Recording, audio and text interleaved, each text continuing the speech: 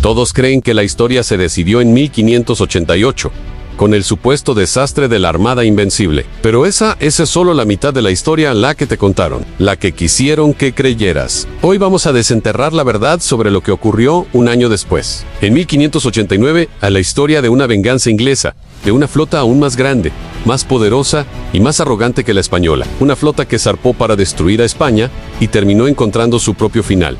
Esta es la crónica de la contraarmada. La victoria olvidada que Inglaterra intentó borrar de sus libros de historia. Tras la retirada de la Armada Española, la reina Isabel I de Inglaterra vio su oportunidad de oro, no solo para defenderse, sino para asestar un golpe mortal a su eterno rival, Felipe II Sen. La misión era ambiciosa y tenía 3 objetivos claros. Primero, destruir los restos de la flota española que se reparaban en los puertos del Cantábrico, como Santander y San Sebastián. Segundo, tomar Lisboa, levantar a Portugal en una revuelta contra el dominio español y coronar a su propio candidato, el prior de Crato. Y tercero, y quizás el más importante, interceptar la flota de Indias española en las Azores para cortar de raíz la financiación del imperio. Un plan perfecto sobre el papel. Para llevarlo a cabo, Inglaterra reunió la mayor fuerza naval de su historia hasta ese momento. Más de 180 barcos y cerca de 27.000 hombres. Una fuerza colosal que superaba en número y en potencia a la mismísima Armada Invencible. Al mando, 2 figuras legendarias. Sir Francis Drake, el pirata más temido por los españoles, dirigiría la flota. Y Sir John Norris, un veterano y brutal general, comandaría las tropas de desembarco. La confianza era absoluta. En las tabernas de Plymouth y Londres se brindaba por la inminente caída del Imperio Español. Partieron con la arrogancia de quienes se sienten invencibles, sin saber que el océano y la tenacidad española les tenían preparada una lección que jamás olvidarían. Pero desde el principio, la expedición estuvo plagada de problemas. La organización fue un caos. La flota tardó semanas en zarpar, consumiendo valiosas provisiones antes incluso de tocar el mar. Para ahorrar dinero, la corona inglesa había prometido a los soldados y marineros una parte del botín, lo que convirtió una operación militar en una cacería de tesoros. En lugar de dirigirse directamente a Santander para cumplir su primer objetivo estratégico, Drake, obsesionado con el saqueo, decidió desviar la flota hacia el norte de España, hacia A Coruña. Creía que sería una parada fácil, una plaza menor que le reportaría un buen botín antes del gran asalto a Lisboa. Fue el primer error y sería fatal. Cuando la imponente flota inglesa apareció en el horizonte de A Coruña, el 2 de mayo de 1589, el pánico inicial dio paso a una determinación de hierro.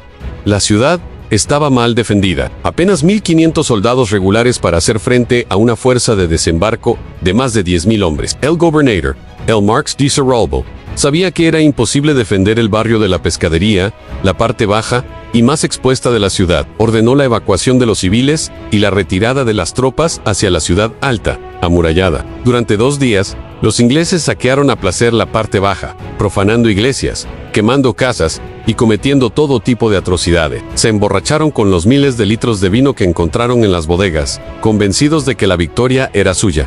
Pero la ciudad amurallada resistía. Los cañones de las murallas y del castillo de San Antón no cesaban de disparar. Los ingleses, liderados por Norris, lanzaron un asalto tras otro, pero fueron repelidos una y otra vez. La frustración crecía en el bando inglés. Decidieron minar la muralla para abrir una brecha. El 14 de mayo, una explosión ensordecedora abrió un enorme agujero en el lienzo de la muralla. Los soldados ingleses se lanzaron al asalto gritando victoria. Un alférez, en la cima de la euforia, logró plantar su bandera en lo alto de la muralla rota.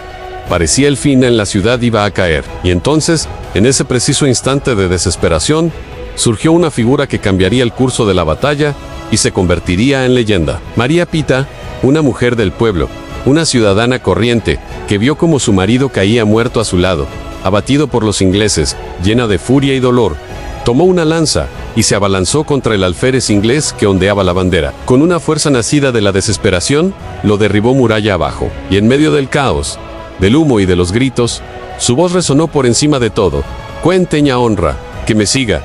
Quien tenga honra, que me siga». Ese grito fue una descarga eléctrica. Hombres, mujeres, ancianos, todos los que quedaban en la ciudad, inspirados por su coraje, se lanzaron en un contraataque suicida. Con picas, espadas, cuchillos de cocina y piedras, cargaron contra las tropas de élite inglesas. Los veteranos de Norris, sorprendidos por esa furia inesperada, vacilaron, y luego retrocedieron. La brecha fue defendida. La ciudad se había salvado por el coraje de su gente, encarnado en una mujer. Humillados y con más de 1000 bajas, Drake y Norris ordenaron la retirada. A Coruña les había enseñado una lección. La flota inglesa, maltrecha y con la moral por los suelos, puso rumbo a su siguiente objetivo, a Lisboa. Pero las noticias de su fracaso en A Coruña volaron más rápido que sus barcos. Cuando llegaron a la capital portuguesa, se encontraron con una ciudad preparada, sobreavisada y con las defensas reforzadas. El esperado levantamiento popular contra los españoles nunca se produjo. Los portugueses, lejos de ver a los ingleses como libertadores, los vieron como herejes invasores. El desembarco de Norris fue un desastre. Sus hombres, debilitados por la enfermedad y el hambre, avanzaron penosamente hacia Lisboa, siendo hostigados sin descanso por las tropas hispano-portuguesas. Drake, por su parte, no se atrevió a forzar la entrada del Tajo, temiendo a las galeras y a la artillería de los fuertes. Tras días de combates inútiles, y viendo que su ejército se desintegraba, Norris ordenó la retirada hacia los barcos. El segundo gran objetivo de la misión había fracasado estrepitosamente. La expedición era ya una catástrofe. El escorbuto, la disentería y el tifus hacían estragos entre la tripulación. Se estima que morían cientos de hombres cada día. Con la moral destruida y las provisiones agotadas, el último objetivo, interceptar la flota de Indias, era una quimera. La flota se dispersó. Algunos barcos intentaron realizar actos de piratería por su cuenta en las Azores y en la costa gallega, pero fueron perseguidos y cazados por las patrullas navales españolas de Martín de Padilla. La retirada se convirtió en una huida desesperada. Barcos hundiéndose por las tormentas, tripulaciones diezmadas. De los más de 180 barcos que partieron de Plymouth con arrogancia, apenas 100 regresaron a Inglaterra. De los 27.000 hombres, se calcula que murieron o desertaron más de 20.000. Fue una de las mayores catástrofes navales de la historia de Inglaterra, un desastre humano y militar de proporciones bíblicas. A su regreso, Drake y Norris fueron recibidos no como héroes, sino como responsables de un fracaso monumental. Se culparon mutuamente, pero la realidad era innegable. La reina Isabel, furiosa por la pérdida de hombres, barcos y la inmensa inversión económica, ordenó que se silenciara la verdad. Se censuraron los informes, se minimizaron las pérdidas y se prohibió hablar de la contraarmada.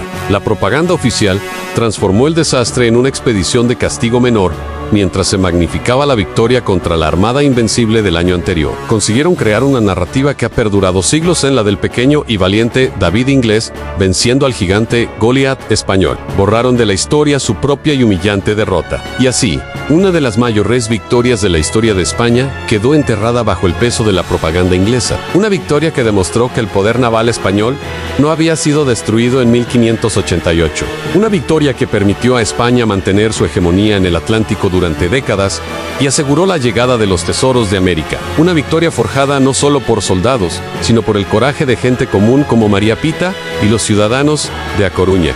La historia la escriben los vencedores, dicen, pero a veces los perdedores la escriben mejor. Hoy, al recordar la contraarmada, no solo recuperamos un hecho histórico, hacemos justicia. Gracias por acompañarnos en este viaje para desenterrar una verdad oculta. Si te ha gustado, no olvides darle a like, suscribirte y activar la campanita para no perderte nuestros próximos videos. Comparte esta historia para que más gente conozca la victoria que intentaron olvidar. Hasta la próxima.